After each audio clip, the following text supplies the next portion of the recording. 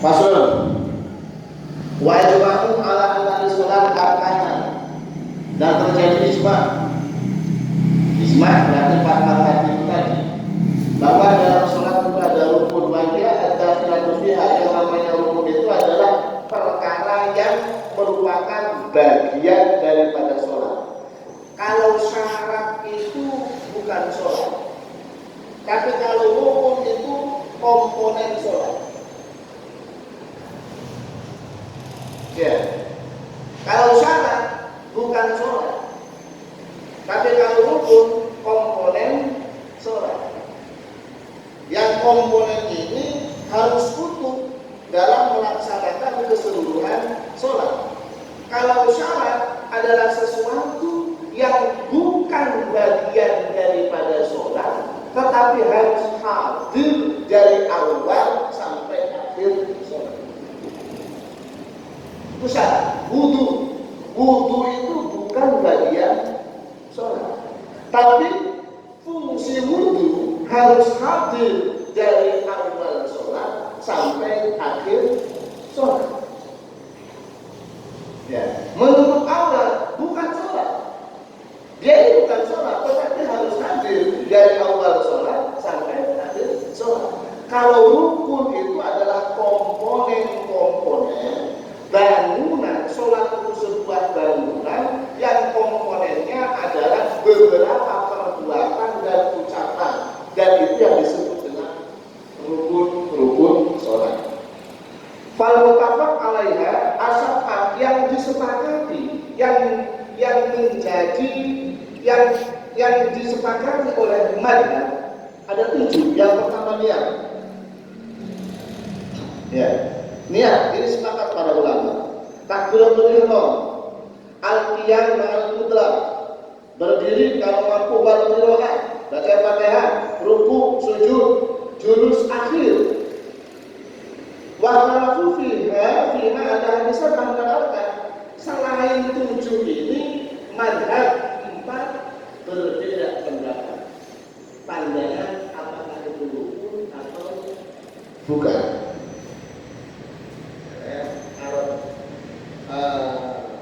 Mau bereksperimen sholat ala madhab lain, nah ini harus diperhatikan. Yang disepakati menjadi rukun ini ada 7. Ya. 1 niat. Nah, niat itu sepakat rukun. Niat itu ya harus yang sering disampaikan oleh para ulama. Bukan niat dalam konotasi bahasa Indonesia. Karena kalau niat dalam konotasi bahasa Indonesia, orang bahasa Indonesia, bahasa niat itu adalah rencana. Tapi niat dalam perspektif fikih, apa? Niat itu adalah qasdu syai' muqtaronan bi fi'lihi, menyengaja sesuatu yang berbarengan dengan awal perbuatan. Sehingga sholat awal perbuatannya takbiratul ihram, maka niat itu berbarengan dengan takbiratul ihram. Niat itu tempatnya mana? Hati. Bukan lisan. Kalau usolli fardhu dhuhur itu kita sepakat bukan niat. Usolli fardhu maghrib itu kita sepakat itu bukan niat. Tapi nggak boleh disebut bid'ah yang dolalah. Yang proporsional. Kalau kita katakan memang itu tidak niat, iya. Tapi apakah itu dilarang atau tidak? Tidak. Karena kalau dicari-cari dalilnya tetap ada. Kan? Kalau dalam bahasa fikih, kenapa kita harus talaqul? Talaqul itu merapatkan niat. Mengucapkan kalimat niat. Seperti kita habis terawih, nawaitu shauma ghadin, sebenarnya enggak penting. Dan itu tidak masuk dalam kategori ini niat. Yang niat itu adalah ungkapan yang ada di dalam hati. Itu niat. Tetapi melafalkan niat, mengucapkan niat, sekalipun tidak masuk dalam kategori kategori komponen ibadah tidak serta-merta itu disebut dengan terlarang atau bid'ah, apalagi tertambahkan kata dolal. Ya, boleh saja. Orang ulama dikatakan batalafud bin niat liusa itu al-lisan al-qalbah, agar lisan ini membantu terhadap ucapan hati dalam membantu mendapatkan niat yang dilakukan oleh hati. Jadi tujuan melafatkan niat itu untuk membantu hati dalam merefleksikan niat. Makanya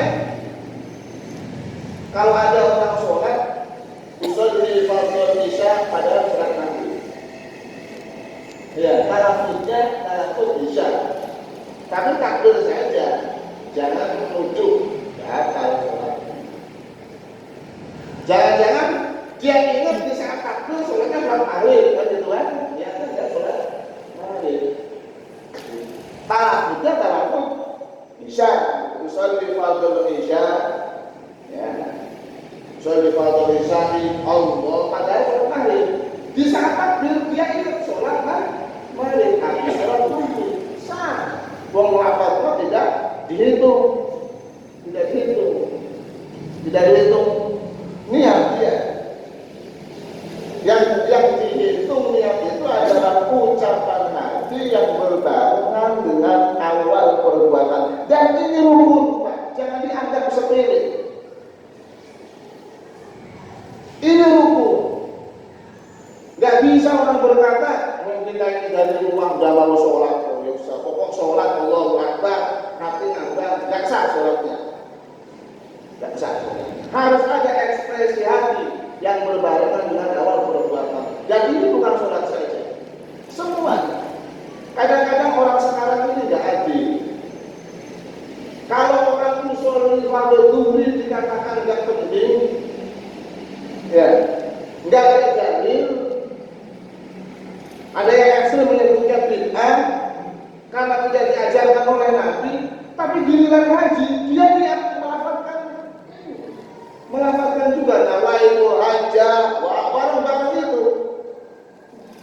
Justru saya kritik KBIH jarang mengingatkan bahwa itu bukan niat. Yang niat itu adalah ekspresi hati, niat ihram, niat haji di awal miqat. Gak penting melafatkan itu.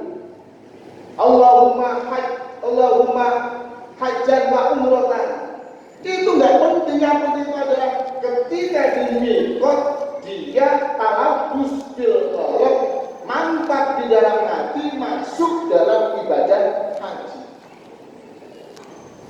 Ini justru makanya unik kata saya. Banyak orang membid'ahkan usolli, menyalahkan usolli, tapi ketika haji rame-rame yang menyalahkan itu ya niat melafatkan itu. Yang menyalahkan usolli itu sama berarti nawaitu hajjah wa ahramtu bihi. Itu bahasa itu sama seperti niat setelah terakhir itu. Ya, itu bukan niat itu adalah yang talabus yang mantap di dalam hati. Dan ini penting, Pak. Jadi takbir kita gak kambang, gak Allahu Akbar, dalam takbir itu ada perbuatan hati, ada rukun yang harus dilakukan oleh hati. Maka kalau orang yang sholatnya Allahu Akbar langsung kayak gitu, rasa-rasanya ya gak boleh suudzon. Rasa-rasanya dia apalagi kalau dibahas dalam perspektif Imam Ghazali. Dalam niat itu harus melaksanakan muqaranah hakikat. Ada muqaranah urfi, ada muqaranah hakiki. Muqaranah hakiki itu adalah ketika langsung hati kita saya sholat. Ketika Allah langsung bareng dengan Allah mengucapkan saya sholat. Kita kan enggak. Allah, di lafaz Allah ini kita ngomongnya. Iya, benar enggak? Saya seperti itu. Allah, lafaz A-nya, A yang tertasdid ke lamnya kosong dari niat. Ketika mat lam panjang lam Allah, baru kita memulai niat. Itu namanya muqaranah urfi.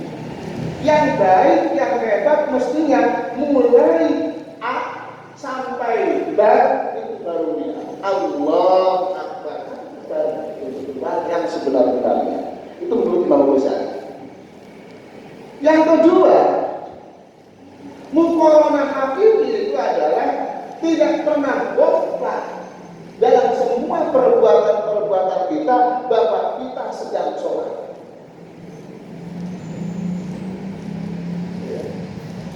Tidak pernah loss, tidak pernah error,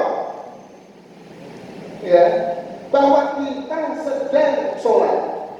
Allahu Akbar, menjaga hati kita, mengawalnya, mengisolasi bahwa betul-betul kita sedang sholat. Kita itu ngomong saya sholat itu ketika takbir doang. Hati kita hadir sedang sholat itu ketika takbir doang. Setelah takbir ingat lagi segala sesuatu. Ya. Jadi niat itu adalah sesuatu yang hadir di awal perbuatan secara teori lahiriah, tetapi dia adalah merupakan ruh sholat secara hakikiyah.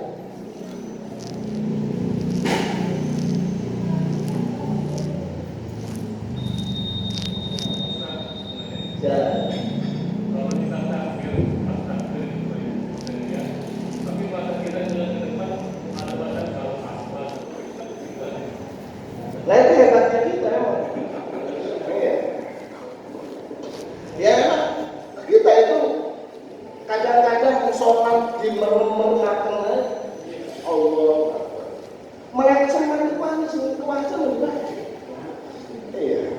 Ya itu ya artinya anggota hati kita tidak terisolasi bahwa kita sedang di dalam sholat. Dan itu memang ya istilahnya periode kita yang gak pernah naik dalam fase ini. Yang gak pernah naik dari fase ini. Khusyuk itu oleh Imam Syafi'i sunnah muakkad. Ya. Oleh Imam Syafi'i sunnah muakkad. Orang yang sunatnya masih membaca sarung orang yang di depannya akhlas. Ya. Yaitu artinya hatinya masih riya. Yaitu sah sholat. Sah sholat. Menurut Imam Syafi'i. Orang yang sholat ketika walau baca Fatihah sambil ngitung duit juga sah. Wong kadang-kadang kita itu sholat sambil ngitung duit. Allah ada uang 500 juta. Itu sambil dihitung. Sambil dihitung itu duit ini. Iya. Istilahnya ada uang 1 juta, apa saya di nasional Indonesia, tinggal 200 ribu.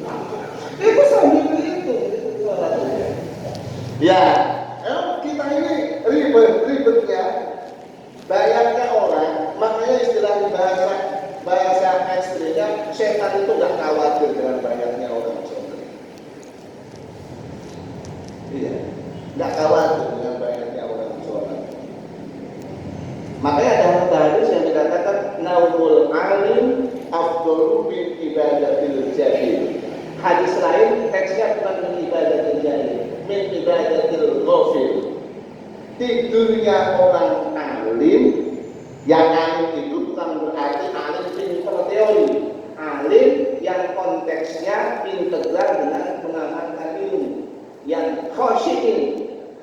bangun alim, tidurnya orang yang alim, ini lebih ditakutkan oleh setan daripada ibadahnya orang ghafil, orang yang lalai. Dan itu jelas. Satu ketika Rasulullah masuk masjid berpapasan dengan iblis, dengan setan. Kenapa kamu kok terpilih dari masjid? Berarti di masjid itu juga ada setan. Apa kata si setan itu? Saya takut tadi tujuannya mau mengundang kumpulan yang sedang sholat, tetapi di sampingnya ada seorang kiai yang khusyuk yang sedang tidur. Kata Nabi, aneh sampean ini. Orang ibadah mau diganggu, orang tidur ditakuti. Ya. Karena itu sudah kita tangkil kaul nanti ada. Dan di sini ada ngaji tangkil kaul, ada seperti itu. Karena kita itu sholatnya, yaitu tadi masih masuk dalam sebagian pentafsiran fawaidul lil musalli. Fawaidul lil musalli. Celaka, bahaya buat orang-orang yang suka sholat, sudah mau sholat. Fawaidul musalli alladzina an sholatihim sahun, tapi dia lupa kalau dia sedang sholat. Lupa kalau dia sedang sholat. Bawaannya lagi di pasar, bawaannya lagi di kantor. Lupa kalau dia sedang sholat. Jadi takbir, ruku, sujud itu bersifat digital, otomatis. Jalan sendiri, tidak digerakkan oleh niat, tidak digerakkan oleh hati. Kita ruku itu tidak ada yang perintah, tetapi jalan sendiri. Makanya kalau menurut Imam Syafi'i, alhamdulillah masih sah. Tapi kalau menurut Abu Hanifah, tidak sah. Karena khusyuk itu adalah satu merupakan bagian daripada perkara. Menurut Imam Syafi'i dosa, Imam Hanafi dosa. Dia dosa besar. Sah tapi dosa. Dia itu merupakan wajibun di sholat. Perkara yang wajib di dalam sholat. Kalau tidak sholat, harus khusyuk. Jadi orang itu harus zikrullah di saat sholat. Kalau tidak saat sholat, walaupun tidak ingat kepada Allah Subhanahu wa Ta'ala, itu dalam istilah fikih tidak dosa. Kalau sedang sholat, orang itu harus zikrullah, karena aqimis sholata lidzikri. Dari yang lain oleh Abu Hanifah adalah dari tentang orang mabuk. Orang mabuk itu diantaranya dikatakan di dalam Al-Quran, orang-orang yang mabuk, ayatnya bukan bahwa sah. Iya sih kata.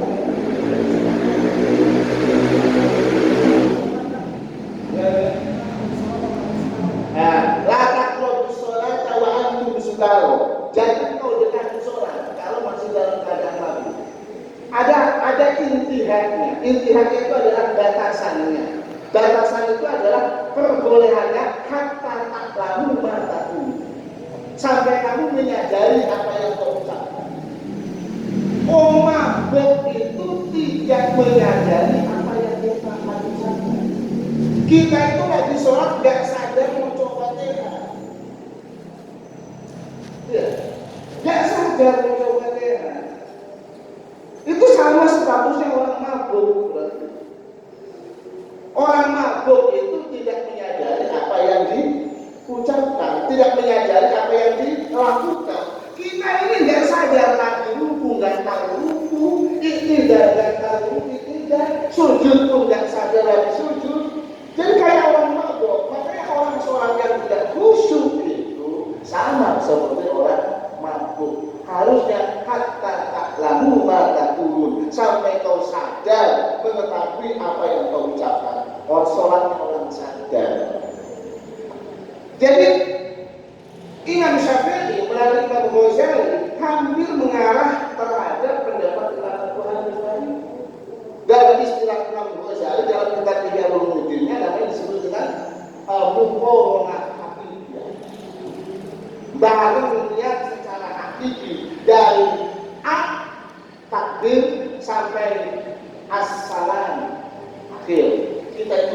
hadir bahwa kita betul-betul dalam sholat. Nah, kenapa khusyuk itu beda pendapat kalangan ulama? Imam Syafi'i sunnah, Imam Hanifah wajib, menunjukkan khusyuk itu perkara yang sulit, tetapi bukan berarti perkara yang tidak mungkin. Bukan berarti perkara yang tidak mungkin. Semua orang dengan berbagai kapasitasnya bisa melakukan khusyuk. Tetapi semua orang apapun kapasitasnya jangan menganggap enteng khusyuk.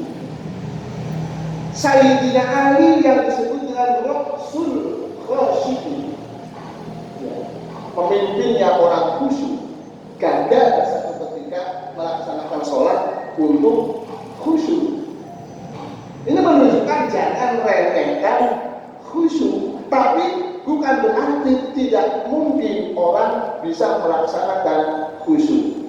Maka tips dari Imam Ghazali itu sadari kalau kita sedang sholat. Wah, sholat saya. Ingat tadi pekerjaan lagi sholat. Jadi dilangsung tarik lagi. Kalau ini kontinu dilatih, orang bisa akhirus sholat diri, menjalankan sholat. Dalam sholat itu full hadir Allah Subhanahu wa Ta'ala. Silakan ada lagi pertanyaan.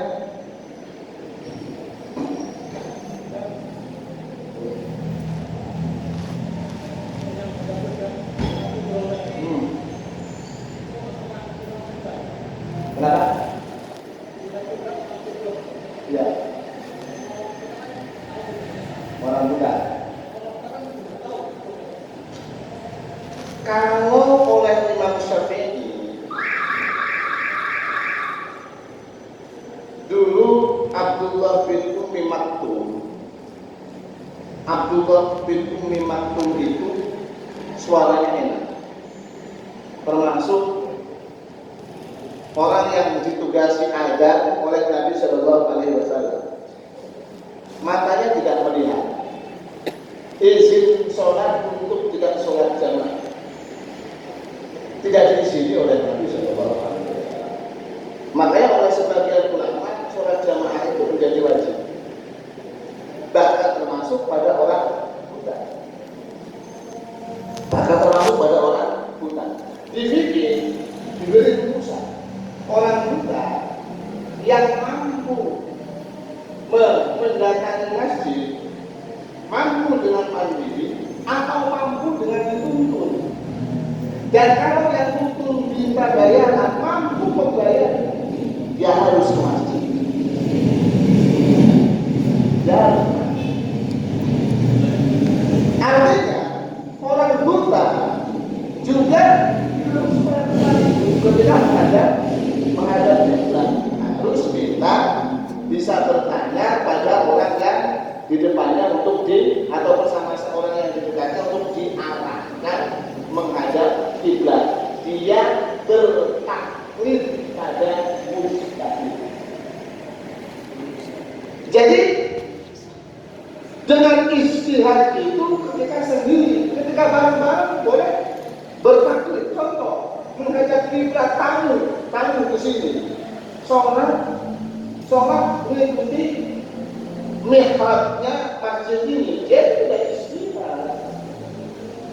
istihad, dia pasrah mengikut pendapat, mengikut istihadnya masyarakat sini yang mengarahkan kiblat itu seperti itu. Jadi bertaklid terhadap orang yang tahu. Jadi tidak serta-merta tidak menghadap kiblat seperti itu. Ma'al kudrat seperti itu. Ada lagi?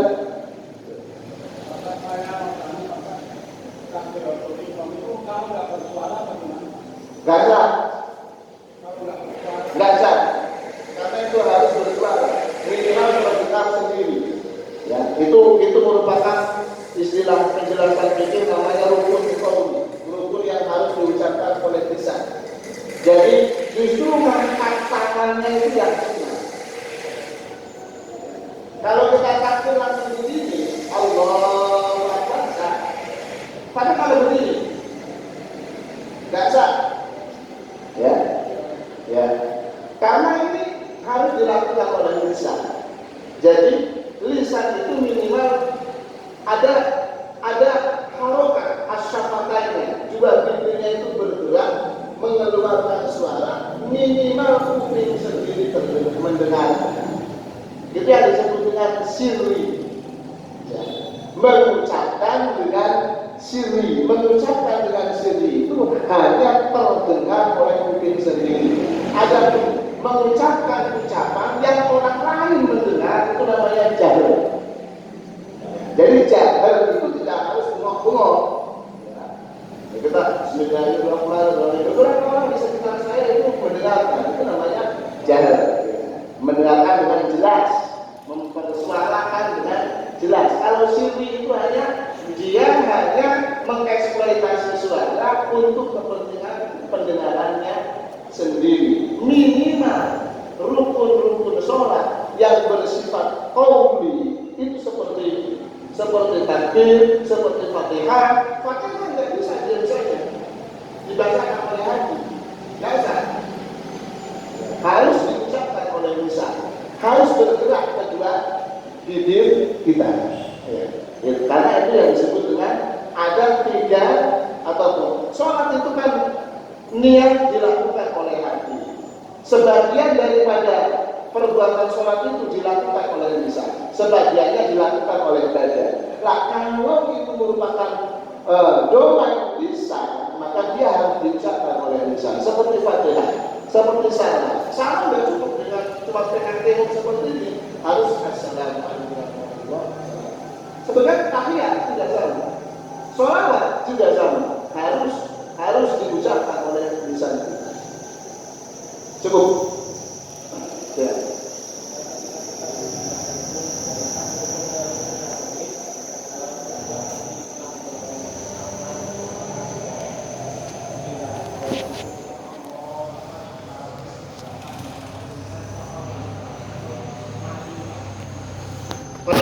Perpindahan perbuatan dari berdiri ke ruku, ya, dibanding dengan takbir.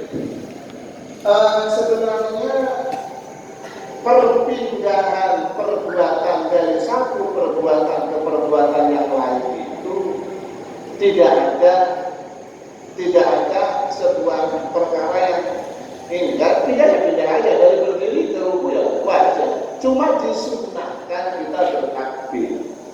Yang takbir ini mengiringi dari awal tempat awal sampai kepada tujuan tempat yang kita tahu lah.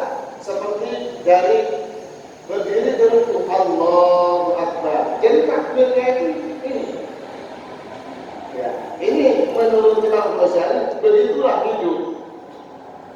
Hidup itu perbuatan kita mungkin berbeda-beda dari satu hari ke hari, dari bulan ke bulan. Aktivitas kita mungkin berbeda-beda, tetapi aktivitas apapun hendaknya terikat dengan zikrullah.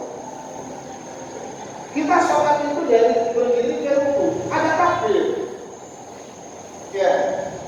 Dari berdiri ke sujud ada takbir, dari sujud ke bangun ada takbir. Dari bangun ke berdiri ada takbir. Dalam istilah fikih namanya takbir intiqal. Jumlahnya ada berapa? Ada 94 takbir. Dalam sehari semalam melaksanakan sholat itu kita takbir jumlahnya 94 kali takbir. Tapi makna sirrinya ada. Makanya dari duduk ke berdiri itu takbir jangan berhenti. Allah sampai semua berdiri. Apa? Agar apa? Agar semua pergerakan kita di situ terintegrasi dengan lingkungan. Maka sholat saja yang sebentar diarahkan seperti itu sebagai sinyal manusia. Manusia itu perbuatannya berulang-ulang, berbeda-beda, aktivitasnya berganti-ganti. Tetapi pergantian aktivitas itu sesuatu yang mungkin terjadi, yang tidak boleh ditinggalkan dalam aktivitas apapun. Kita senantiasa tidak lupa terhadap Allah Subhanahu wa Ta'ala. Itu ajaran takbir istiqomah. Ada pertanyaan baru. Dari sujud kedua, kalau atau rakaat ketiga, ya, kalau berdiri, di situ ada jurus istirahat. Ya, ada jurus istirahat, ada duduk istirahat. Kalau dari sujud bangun, Allah, kita ada duduk sebentar. Duduk paham ya, ada jurus istirahat. Sebentar aja, diteruskan sampai bangun. Nah itu takbirnya satu. Takbirnya satu, Allahu Akbar. Duduk istirahatnya tetap dilaksanakan. Amin. Sini ya. Allah. Ya. Ini dulu istirahat. Ini sudah istirahat, kenapa pakai hati begini? Ya kalau mau begini nggak apa-apa. Minimal berhenti tidak langsung makan. Allah. Jadi ada tidak sedikit kita ada jurus istirahat. Takbirnya satu sampai berdiri. Takbirnya satu. Kalau mulai takbirnya ya dari mulai berencana berpindah makanya sholat tasbih sudah ya, setelah sholat tasbih itu ada yang sahih dari kalau yang melaksanakan jurus istirahat baca tasbih 10 kali dan kita mengajar. Ada yang berkata itu takbir lagi karena memang untuk membahas ataupun menetapkan bahwa semua pergerakan kita berkaitan dengan Allah Subhanahu wa Ta'ala. Al-Fatihah. Bismillahirrahmanirrahim.